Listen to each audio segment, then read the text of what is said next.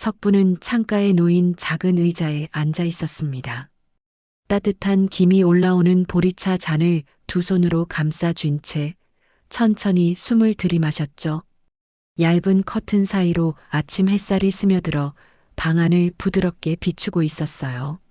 한때는 이 시간마다 숨이 막혀 울곤 했는데 오늘은 이상하게 가슴이 조금 덜 아픈 것 같았습니다. 벽 쪽에는 아직도 딸 은지의 사진이 걸려 있었습니다.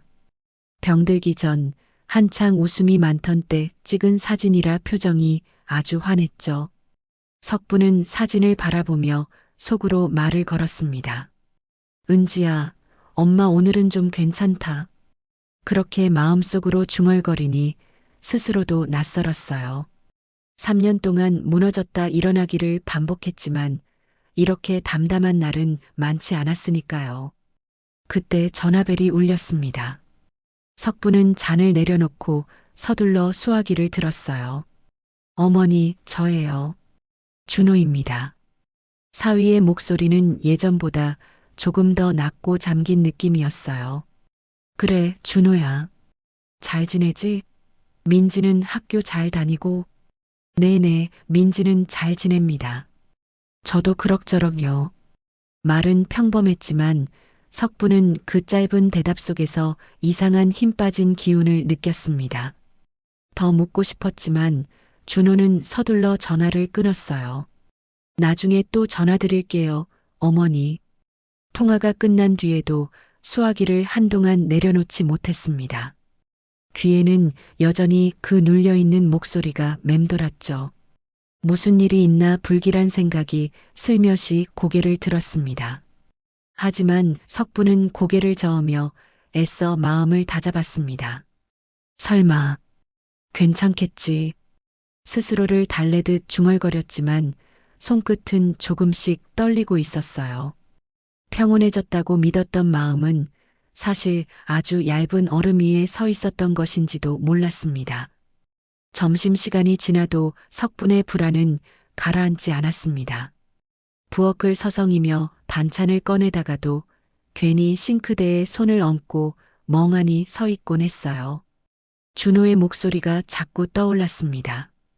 평소에도 과묵한 편이었지만 오늘은 유난히 기운이 없었죠. 결국 석부는 결심하듯 외투를 꺼내 걸쳤습니다. 한번 가봐야겠다. 혼잣말을 하고 집을 나섰어요. 버스를 타고 창가에 앉았지만 창밖 풍경은 눈에 들어오지 않았습니다. 골목골목 스치는 집들 대신 머릿속에는 딸의 장례식 날과 그 뒤로 힘없이 울던 준호의 얼굴이 번갈아 떠올랐습니다. 사위와 손주가 사는 동네 정류장에 내리자 찬바람이 얼굴을 스쳤습니다. 석부는 목도리를 조금 더 여몄어요. 골목 입구로 들어서는 순간 예전에 왔을 때보다 더 칙칙해진 분위기가 먼저 눈에 들어왔습니다. 벽에는 오래된 낙서와 곰팡이 자국이 늘었고 길가에는 쓰레기 봉투가 아무렇게나 쌓여 있었어요. 여기서 애를 키우려면 얼마나 힘들까 마음속 걱정이 조용히 일었습니다. 그때 고요한 골목을 가르며 철컥거리는 소리가 들려왔습니다. 금속이 바닥을 긁는 소리였어요. 석부는 무심코 고개를 돌려 소리가 나는 쪽을 바라보았습니다. 골목 끝 어두운 쪽에서 한 남자가 손수레를 끌고 나오고 있었습니다. 손수레에는 낡은 골판지와 종이 상자가 수북이 쌓여 있었죠. 남자의 옆에는 작은 아이가 붙어 걸으며 손수레 한쪽을 잡고 있었습니다. 몸집이 작고 마른 데다 입은 옷도 얇아 보였어요. 후드티 모자 끝에서 삐져나온 머리카락과 작은 어깨가 눈에 들어왔습니다. 석부는 본능적으로 발걸음을 멈췄어요. 가슴이 갑자기 쿵 내려앉는 느낌이었습니다. 아니겠지 설마. 스스로를 달래며 그런 생각을 했지만 시선은 두 사람에게서 떨어지지 않았습니다. 석분의 눈에도 두 사람의 모습이 점점 선명하게 들어왔습니다. 남자는 낡은 점퍼를 걸치고 있었고 바지 끝은 닳아 있었습니다. 얼굴에는 피곤이 잔뜩 서려 있었고 어깨는 많이 굽어 있었죠. 무엇보다도 손수레를 끄는 손이 꽉 쥔 채 하얗게 질려 있는 것이 보였습니다. 옆에 걷는 아이는 손수레 손잡이를 작은 손으로 잡고 있었어요. 헐렁한 후드티, 무릎이 해진 바지, 다른 운동화. 바람이 불 때마다 아이의 몸이 살짝 떨리는 것이 눈에 들어왔습니다. 석부는 숨을 고르려 했지만 심장은 점점 더 빠르게 뛰고 있었습니다. 그때 아이가 고개를 들며 조용히 말했습니다. 아빠 손 시려워. 바로 이어 남자의 목소리가 들려왔습니다. 조금만 더 가자, 민지야. 오늘은 많이 모아야 해. 그 대화를 듣는 순간 석분의 머릿속이 하얘졌습니다. 민지. 그 이름 한마디가 모든 부정을 끊어버렸습니다. 눈앞에서 폐지를 모으는 남자는 분명 사위 준호였고 추위에 떨며 손수레 옆에 서 있는 아이는 손주딸 민지였습니다. 석부는 다리에 힘이 풀려 그대로 주저앉을 것 같았어요.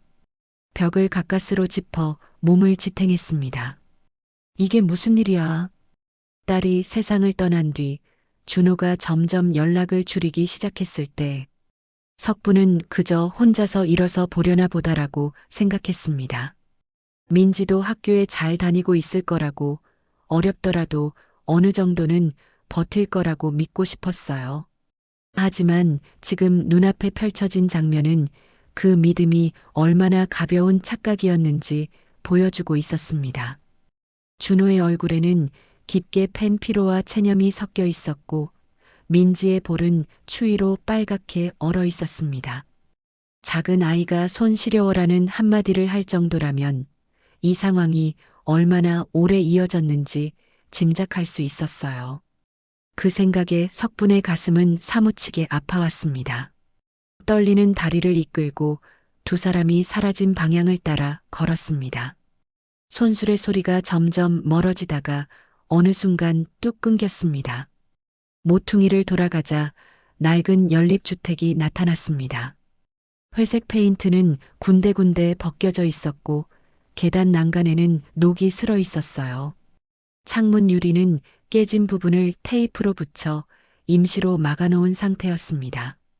연립 앞 한쪽에는 폐지가 가득 든 마대자루와 빈 캔이 쌓여 있었습니다. 그 옆에는 병원 로고가 찍힌 종이 상자가 하나 놓여 있었어요. 석부는 이끌리듯 상자 쪽으로 다가갔습니다.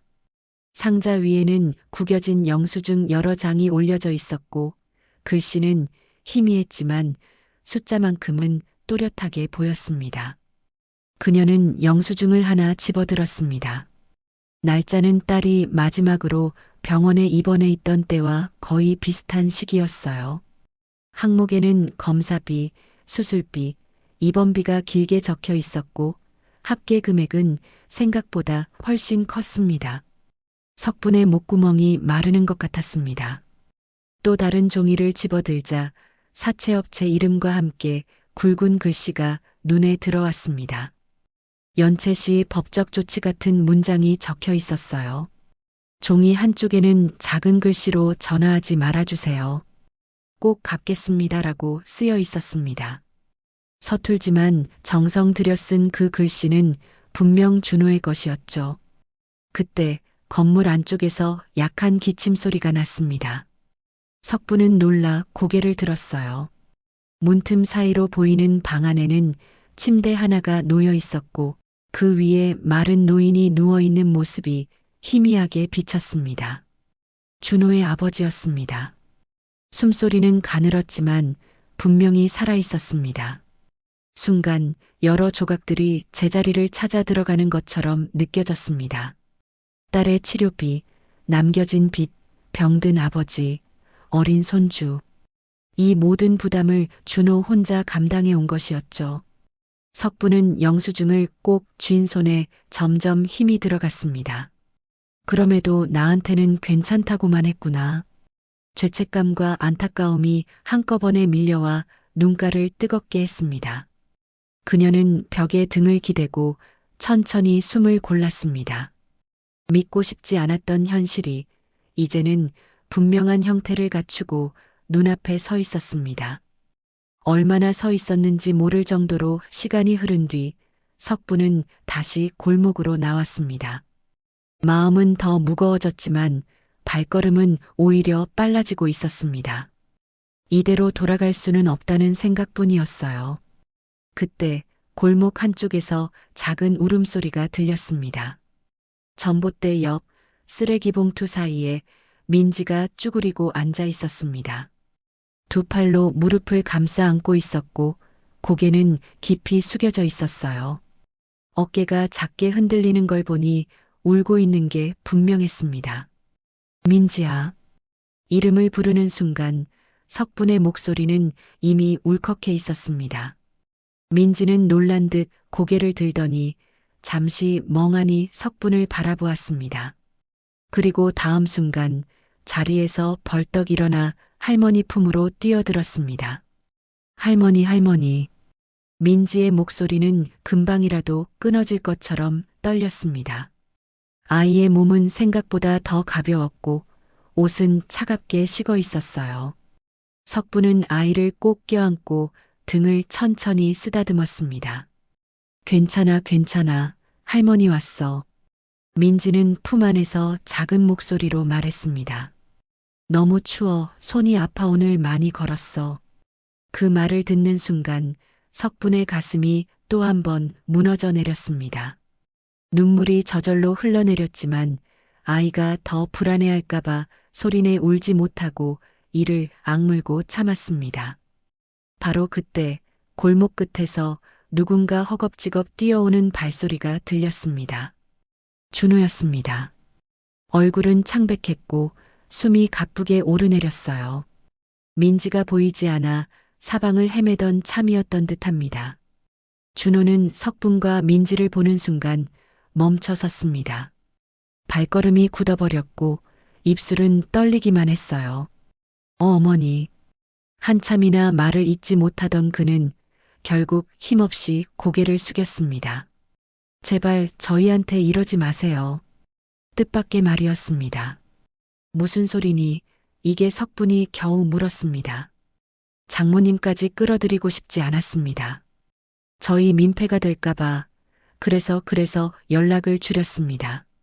준호의 목소리는 금방이라도 끊어질 듯 가늘었습니다. 그 말 안에는 자책과 체념 그리고 깊은 두려움이 섞여 있었습니다. 석부는 민지를 더 꼭 안으며 마음속으로 다짐했습니다. 이제는 절대로 이해와 이사위를 혼자 두지 않겠다. 세 사람은 골목 한쪽으로 자리를 옮겼습니다. 차가운 바람이 계속 불고 있었지만 서 있을 힘조차 없는 준호는 결국 바닥에 주저앉고 말았어요. 두 손으로 얼굴을 감싼 채 한참 동안 깊은 숨만 내쉬었습니다. 석부는 민지를 자기 곁에 앉히고 조용히 준호를 바라보았습니다. 이제는 숨기지 말고 천천히 말해봐라. 무슨 일이었는지 엄마한테 얘기해봐. 준호는 손을 떼고 고개를 들었습니다. 눈가가 붉게 물들어 있었어요. 제가 다 감당할 수 있을 줄 알았습니다. 은지 치료비도 남은 빚도 아버지 병간호도 어떻게든 해낼 수 있을 거라 믿었습니다. 그는 떨리는 목소리로 말을 이었습니다. 공사장 일도 하고 밤에는 택배 상하차도 했습니다. 그래도 모자라서 결국 사채까지 쓰게 됐습니다. 그게 점점 불어나는데 장모님께 말하면 또 저희 도와주시려고 하실 것 같았습니다. 그래서 차마 말씀을 못 드렸습니다. 석부는 가슴이 죄어왔지만 입술을 깨물며 들었습니다. 아버지가 쓰러졌을 때는 정말 머리가 하얘졌습니다. 돌봐줄 사람은 저밖에 없었고 민지는 점점 혼자 있는 시간이 늘었습니다. 학교도 제대로 못 보낼 때가 많았습니다. 제가 아버지와 아이 사이에서 계속 찢어지는 느낌이었습니다. 말을 이어가던 준호의 목소리는 점점 낮아졌습니다. 그래도 장모님께 손 내밀 용기는 없었습니다. 또 짐이 될까봐, 또 죄송해질까봐 저는 그냥 제 몫의 벌을 받고 있다고 생각했습니다. 석분의 눈에서도 눈물이 흘러내렸습니다. 그러나 그녀는 떨리는 목소리를 가다듬고 조용히 말했습니다. 준호야, 내가 얼마나 힘들었는지 이제 알겠다. 그런데도 혼자 버티겠다고 나를 일부러 멀리한 거냐? 준호는 고개를 끄덕였습니다. 네, 그게 더 나은 줄 알았습니다. 하지만 이렇게 된 거 보면 제가 많이 어리석었습니다. 민지는 두 어른 사이를 번갈아 보며 작은 손으로 석분의 소매를 잡았습니다. 할머니, 아빠 혼내지 마. 아빠 맨날 밤늦게 들어와. 맨날 힘들어 보여. 그 말에 준호는 더 이상 감정을 숨기지 못하고 눈을 감았습니다. 눈물이 굵게 흘러내렸어요. 바람 소리와 멀리서 들려오는 차량 소리만 골목 안을 채우고 있었어요. 석분은 천천히 자리에서 일어나 준호 쪽으로 다가갔습니다. 민지는 할머니 옆에 바짝 붙어 서 있었어요. 준호야. 단단하지만 차분한 목소리였습니다. 내가 나를 생각해서 그랬다는 건 알겠다. 그래도 그게 옳은 방법은 아니었다. 가족은 힘들 때 같이 버티라고 있는 거다. 준호는 고개를 들었지만 여전히 눈빛은 불안했습니다. 그래도 정말 괜찮겠습니까? 저희 너무 많이 망가졌습니다. 망가졌으니 같이 다시 세우면 된다. 석분은 숨을 한번 고르고 말을 이었습니다.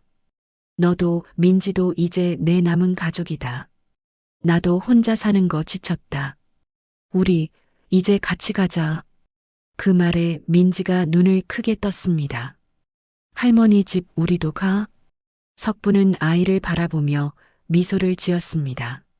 눈가에는 아직 눈물이 남아 있었지만 그 안에는 분명한 따뜻함이 깃들어 있었어요. 그렇지. 우리 같이 살자. 너 방도 다시 꾸며줄게. 민지는 그 말에 할머니 허리를 꼭 끌어안았습니다. 작은 어깨가 조금씩 풀어지는 것이 느껴졌어요. 준호는 그 모습을 바라보며 입술을 꽉 깨물었습니다. 그리고 조심스럽게 석분 앞으로 다가와 허리를 숙였습니다. 어머니, 저 같은 사람까지 받아주셔서 정말 감사합니다. 앞으로 어떻게든 갚겠습니다. 석분은 고개를 저었습니다. 갚으려고 하지 마라. 그냥 같이 살아라. 그걸로 충분하다. 그 순간 세 사람 사이에 막혀있던 오래된 벽이 조용히 내려앉는 듯 했습니다. 차갑던 골목 공기도 조금은 덜 매서워 보였어요. 그날 바로 결정을 내렸습니다. 오늘 밤은 이곳에서 자고 내일부터 차근차근 정리해서 함께 지내기로 한 거였어요. 방 안으로 들어가자 작은 전기난로 하나가 희미한 불빛을 내고 있었습니다. 준호의 아버지는 침대에 누워 눈을 감고 있었지만 인기척을 느끼고 희미하게 눈을 떴습니다. 아이고, 장모님 오셨습니까? 힘없는 목소리였지만 반가움이 묻어 있었습니다. 석분은 조용히 다가가 안부를 묻고 담요를 다시 덮어주었어요. 잠시 뒤 준호가 서랍을 열어 작은 상자를 들고 나왔습니다. 어머니, 사실 이걸 언젠가는 드려야 했는데 오늘이 된 것 같습니다. 상자 안에는 작은 USB와 접힌 편지 한 장이 들어 있었습니다. 준호는 노트북을 가져와 USB를 꽂았고 곧 화면에 병원 침대에 앉아 있는 은지의 모습이 나타났습니다. 머리는 짧게 잘려 있었고 얼굴은 많이 야위었지만 여전히 특유의 밝은 미소를 띠고 있었어요. 엄마, 보고 있지? 은지는 숨을 고르며 말을 이었습니다. 엄마 또 올까봐 나 최대한 웃으려고 했어. 이상하게 나보다 엄마가 더 걱정되더라. 석분의 눈에서는 이미 눈물이 흐르고 있었지만 화면에서 눈을 떼지 못했습니다. 엄마, 준호 많이 혼내지 마. 이 사람 진짜 노력 많이 했어. 나 살린다고 밤낮으로 뛰어다녔거든. 나 없어지고 나면 아마 엄마한테 말 못하는 게 많을 거야. 그럴 때 대신 좀 안아줘. 은지는 한숨을 짧게 내쉰 뒤 마지막으로 또렷하게 말했습니다. 엄마, 부탁 하나만 할게. 우리 민지 그리고 준호 꼭 지켜줘. 이 사람들 나보다 더 오래 아플 거야. 영상이 거기서 끝났습니다. 방 안은 적막해졌고 노트북 화면만이 희미한 빛을 내고 있었어요. 석부는 눈물을 닦으며 고개를 들었습니다. 준호와 민지는 나란히 서서 화면을 바라보고 있었고 둘 다 눈가가 붉게 물들어 있었습니다. 은지 말 들었지? 석분의 목소리는 낮았지만 단단했습니다. 이제 우리 같이 살아보자. 더는 누구도 혼자 두지 말자. 민지는 할머니 손을 꼭 잡았습니다. 할머니 집 가면 엄마 사진도 같이 가져가. 그럼 엄마도 우리랑 같이 지내야지. 준호는 조용히 고개를 숙였습니다.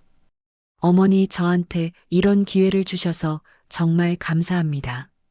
창밖에서는 겨울바람이 조금씩 잦아들고 있었습니다. 좁고 어두웠던 골목에도 아주 희미하지만 따뜻한 불빛이 내려앉는 듯 했어요. 그날 밤 딸을 잃고도 버티던 어머니와 모든 짐을 떠안고 쓰러져 가던 사위, 그리고 조용히 울던 손주딸은 비로소 한 지붕 아래에서 다시 한 가족이 되기 위한 첫걸음을 함께 내딛고 있었습니다.